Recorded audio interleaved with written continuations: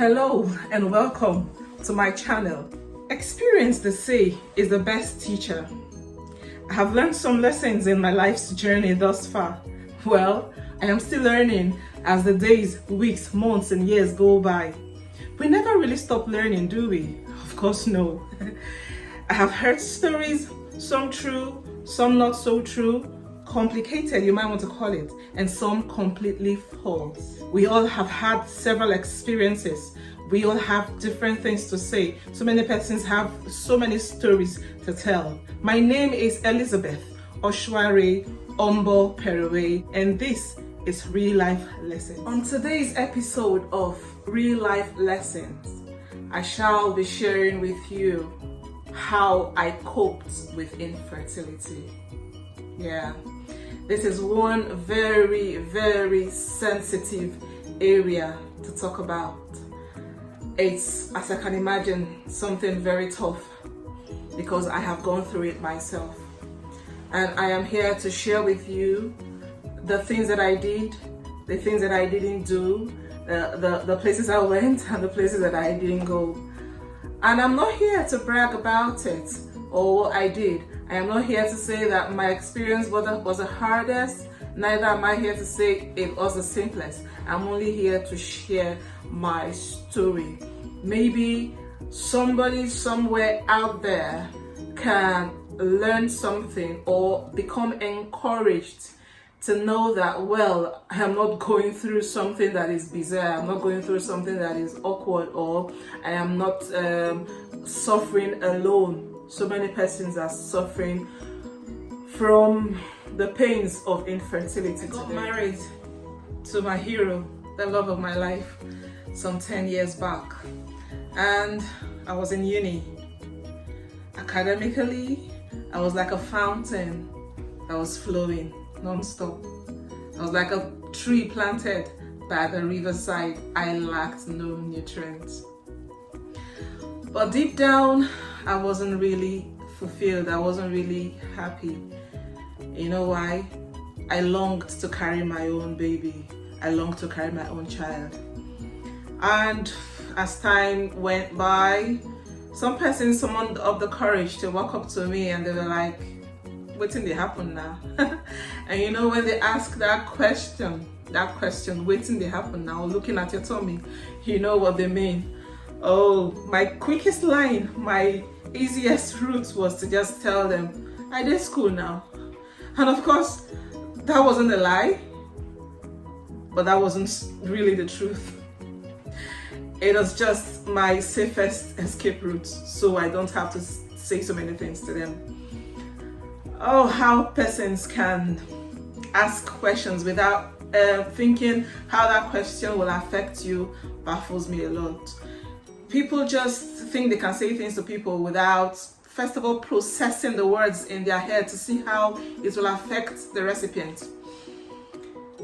It's something that is really bothering me. People should be careful what they say to others. Words are powerful. A person can become downcast by just your ill words. So yeah, I was really, really downcast those days. But I tried hard not to allow it affect me academically, so I continued to thrive. And 5 years down the line, oh, nothing was still happening. My mother-in-law, God bless that woman. I love her. She's a rare gem. She walked up to me one day and then I was crying. She said to me, my pikin, some people, they born for morning, some for afternoon, some for evening. Your pikin, I will carry him. Im name, na I will be terminal. Those words, till today, even as I'm saying it, I've got goosebumps all over. Those words have stuck to my head for time so long. And yes, my husband and I went to the doctors. We ran some tests and it came out that nothing was wrong. But what was happening, I never could tell. Social distancing became my next port of call. I kept very few friends, but what I did was I became very busy with my business. Yes, I was into printing press. typing, photocopying. I'm a hustler. That's story for another day. Yes, I got so neck deep into my business, and I loved all my customers' children when they came in. Oh, you need to see the way I was treating them. You would think that I'm doing that just to attract them to come back the next day, but no, that was just me being me. I love children, and I long to carry my own. I never imagined that I would stay some months after marriage or after the wedding without the fruit of the womb. But there, it was staring me in the face: infertility, barrenness, like they call it. Yeah, my husband and I were on medication. We kept on taking the medication, but nothing was still happening. But one day, I became so vexed in my spirit that I went to the church. I was angry. I went into the church. I saw water filled the entrance. Well, I couldn't bear to just skip over the water and get past into the church. I took bucket from the security man and I mopped the floor dry and went straight to the altar. I rolled from end to end. I prayed. I sang like I've never sung before. I cried my eyes out to God. I reminded him of his word: there shall be no barren in the land.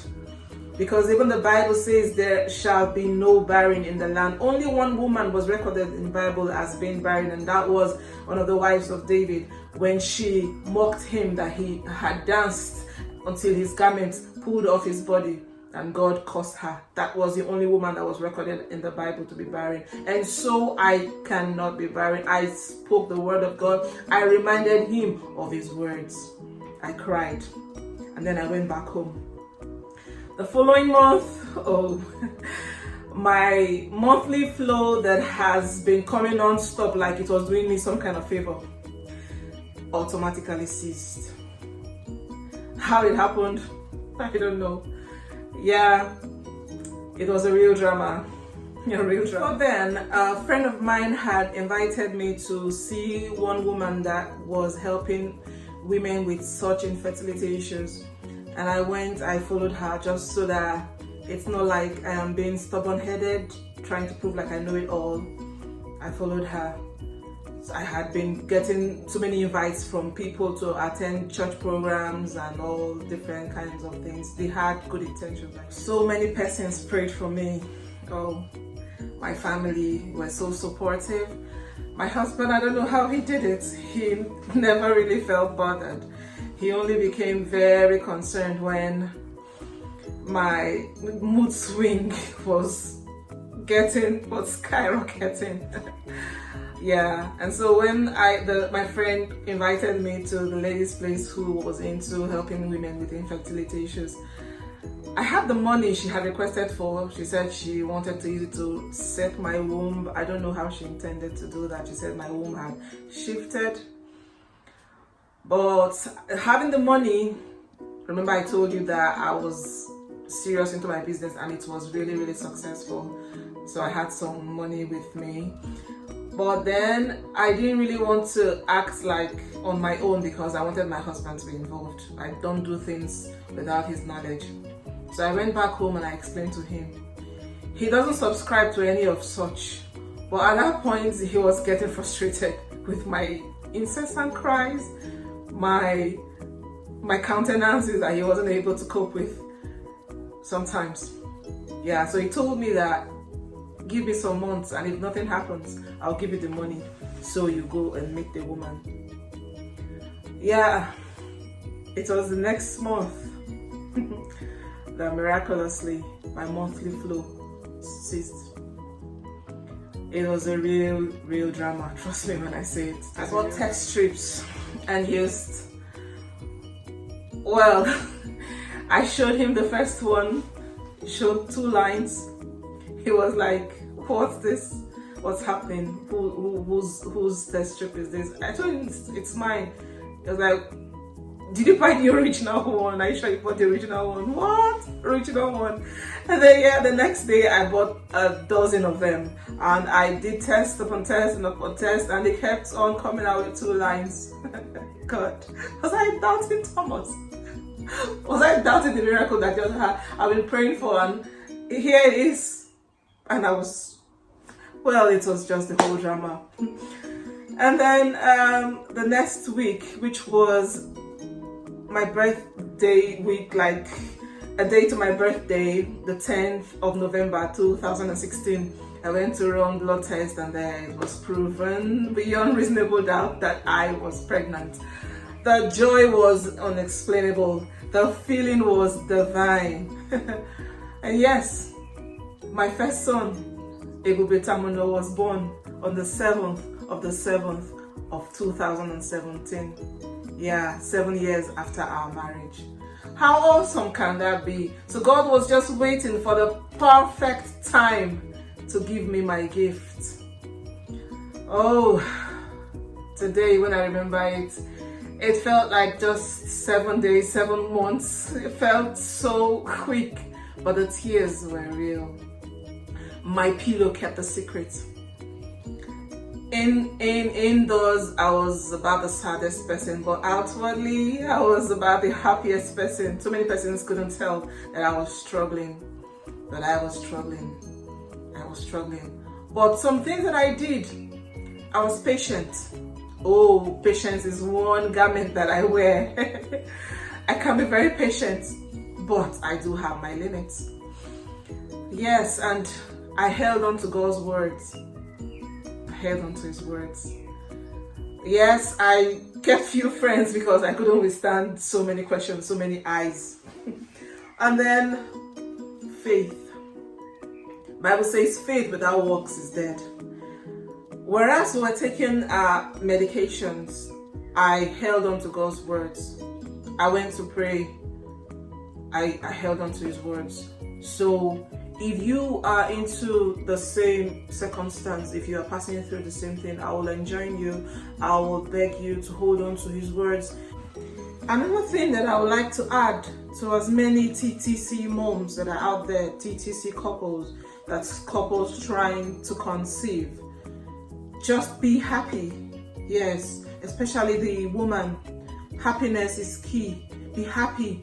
Try to engage yourself in things that will give you happiness, because come on, a child wouldn't want to come to a family that is tensed up, where the environment is tense with sadness. Yes, even though I said that I was sad inward, like when I go indoors, it's just the tears.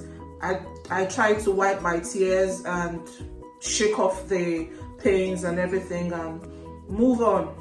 It's just that it comes sometimes. It comes, it flashes, no doubt. But try as much as possible to distract yourself. Try to be happy. Catch all the fun you can now, because when those angels will start coming, the whole joy, the whole laughter, the whole happiness you'll experience will be on a different level. So yes, try to be happy. It helps a lot. And be patient. Wait for God. He has His timing. He has His timing. And I would like to add this. Please, as many persons that have friends or family members who are going through a similar situation of infertility, try not to pressurize them. Yes, try not to pressurize them. Show them as much love as possible. If it's possible, try to act like you are not feeling the pain when you see them, so that they don't get discouraged. Just try and be free with them in a way that they feel loved, so that they are not withdrawn. When my mother-in-law talked about some women giving birth in the morning, some in the afternoon, some in the evening, what she meant by that was the fact that some women give birth as soon as they get married, say 10 months after the marriage, 11 months, 1 year after the marriage. Some give birth, say 2 years, 3 years, 5 years after the marriage, and some give birth later on in their marriage. Well, for me, I gave birth in the afternoon. My first son came exactly 20 minutes past 1. Yes, in the afternoon, later on in my marriage, 7 years later. My husband and I had one goal in view, and that was that God would take all the glory at the end of the day. So I'd like to beg you, whatever you're doing, whatever practical steps you're taking towards a journey to motherhood, let all glory be to God. Man will try. God is the one that gives them the wisdom. And be careful where you go to, so you don't end up complicating things for yourself.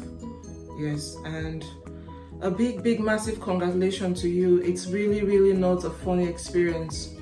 It's really not easy, but I promise you, I tell you that God will give you your own baby sooner than you know it, and there will be the cry of a baby in your house. So congratulations to you. God, congratulations to you. Wow, thank you so much for taking the time out to listen to me. I really appreciate you. If you liked what you just watched, you like the story you heard, and you want to be a part of us, give us a thumbs up by clicking the like button below, and click the subscribe button, and also hit the notification bell so that when I upload subsequent videos, you will get them as soon as they are uploaded. And also, you can drop your comments in the comment section. I'll be happy to reply your questions, your statements, and everything you have to say about the video. I'm really grateful. Once again, thank you. Until I come your way again sometime pretty soon, stay safe, stay blessed, and be good.